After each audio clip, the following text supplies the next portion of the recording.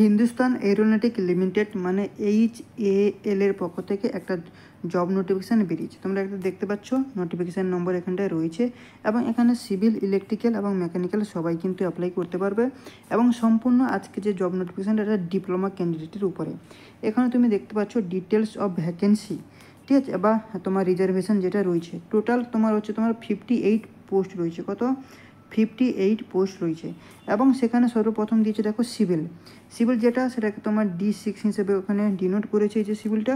এবং সিভিল যে ট্রেডটা সেখানে তোমার টোটাল কিন্তু 2টো পোস্ট রয়েছে। দুটোর মধ্যে UR ক্যাটাগরির মধ্যে একটা, UR যেটা সেটার জন্য একটা, আর OBC NCL এর জন্য কিন্তু একটা। তো টোটাল কিন্তু 2টো ভ্যাকেন্সি রয়েছে।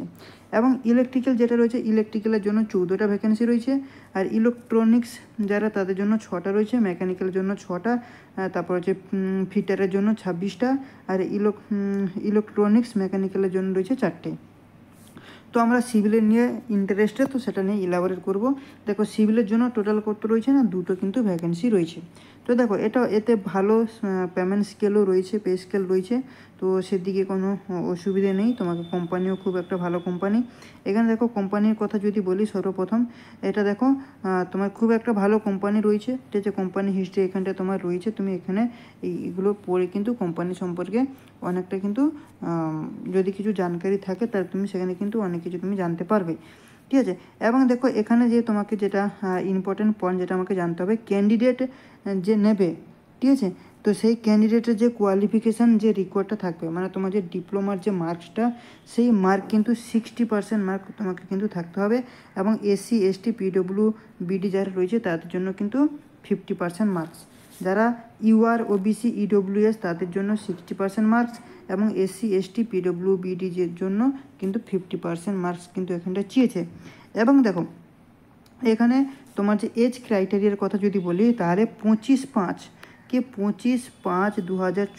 হিসেবে তোমার কিন্তু এজ হতে হবে। এই যে দেখো 25/5/2024, মানে টোটাল কিন্তু তোমাকে 28 বছর বয়স তোমার যদি হয় তাহলে কিন্তু তুমি এটাকে অ্যাপ্লাই করতে পারবে, সেটা কিন্তু এখানটায় মেনশান করে দিয়েছে। ঠিক আছে, এবং দেখো এখানটায় তোমার যে সিভিলের জন্য যদি বলি, সিভিলের জন্য যে তোমাকে পে স্কেলটা দেবে সেটা হচ্ছে তোমার 23,000 টাকা কিন্তু তোমাকে দেবে। এবং 23,000 টাকা তোমার বেসিক পে থাকবে এখন, এবং সেখানে তোমার যা যা এক্সট্রা বেনিফিট থাকে, অ্যালোয়েন্স থাকে, সেগুলো কিন্তু তুমি পেয়ে যাবে। এবং দেখো এখানে 1 নম্বরে কিন্তু উল্লেখ করে দিয়েছে যে তোমার allowance towards medical remembers of lump sum amount কত না 1500 টাকা পার মান্থলি কিন্তু তোমাকে দেবে।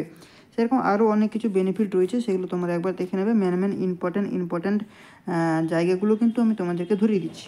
দেখো, এবং এখানে বলে দিচ্ছে annual increase 0.3% during the tenure shall be admissible on the basic pay subject to satisfactory তোমার পারফরমেন্স।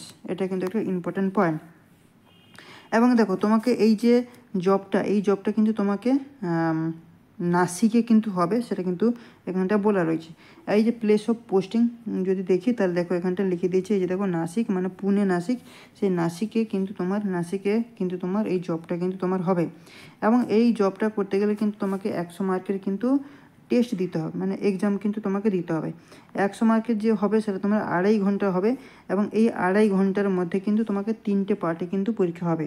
কী পার্ট? 3টে পার্টের মধ্যে সর্বপ্রথম পার্ট নম্বর 1-এ যেটা হবে 20টা প্রশ্ন থাকবে। পার্ট নম্বর 2-তে যেটা থাকবে সেটা হচ্ছে 40টা প্রশ্ন থাকবে, মানে ইংলিশ আর রিজনিংয়ের উপরে। আর পার্ট নম্বর 3-তে যেটা হবে সেটা হবে তোমার 100টা কোশ্চেন থাকবে মাল্টিপল, কিন্তু সবগুলো কিন্তু MCQ মাল্টিপল চয়েস কোশ্চেন, এবং প্রত্যেকটার মার্ক কিন্তু 1 মার্ক করে কিন্তু রয়েছে। এবং এখানে কিন্তু কোনো নেগেটিভ মার্কিং নেই। এবং এখানে অ্যাডমিট কার্ড আসবে অ্যাপ্লাই করার পর, দিলে সেটাকে তোমাকে তার সেন্টারে গিয়ে তোমাকে কিন্তু দিতে হবে, এটা কিন্তু বলে দিচ্ছে। আর যেসব ডকুমেন্টসগুলো প্রত্যেকবারেই আমি বলি, সেই সব ডকুমেন্টসগুলো কিন্তু তোমাদেরকে নিয়ে যেতে হবে, সেটা কিন্তু এখন তোমাকে উল্লেখ করে দিয়েছে। এবং অ্যাপ্লাই করার জন্য তোমাকে কী করতে হবে, এই যে ওয়েবসাইটটা দেখতে পাচ্ছ, ঠিক আছে, https://HAL.india.co.in, এই ওয়েবসাইটে তোমাকে যেতে হবে, গিয়ে সেখান থেকে গিয়ে তোমাকে অ্যাপ্লাই করতে হবে। এবং লাস্ট ডেট কবে থেকে চালু হচ্ছে এবং তোমার যে এক্সামটা হবে সেই ডেটটাও কিন্তু এখানে আমি তোমাকে বলে দিচ্ছি। দেখো ইম্পর্ট্যান্ট এখানে ডেট দিয়ে দিয়েছে, যেমন ইস্যু অ্যাডমিশন, মানে তো অলরেডি কিন্তু এটা তোমার 18 তারিখ, মানে আজকে কিন্তু বেরিয়েছে। ঠিক আছে, তুমি কিন্তু ফর্ম ফিল আপটা শুরু করতে পারো অ্যাপ্লিকেশান। এবং এই লাস্ট ডেট থাকবে 30/6/2024, মানে জুনের 30 তারিখ, এই মাসের 30 তারিখ কিন্তু লাস্ট। এবং এক্সামিনের যে ডেটটা হচ্ছে তোমার জুলাইয়ের 14 জুলাই 14 জুলাই 2024 কিন্তু তোমার এক্সামটা হবে। ঠিক আছে, তো এই ছিল আজকে জব নোটিফিকেশান। এইটা যদি ভালো লেগে থাকে চ্যানেলটাকে সাবস্ক্রাইব করো, লাইক করো, বেশি বেশি করে বন্ধু বান্ধবের সাথে শেয়ার করো। চলো, থ্যাংক ইউ।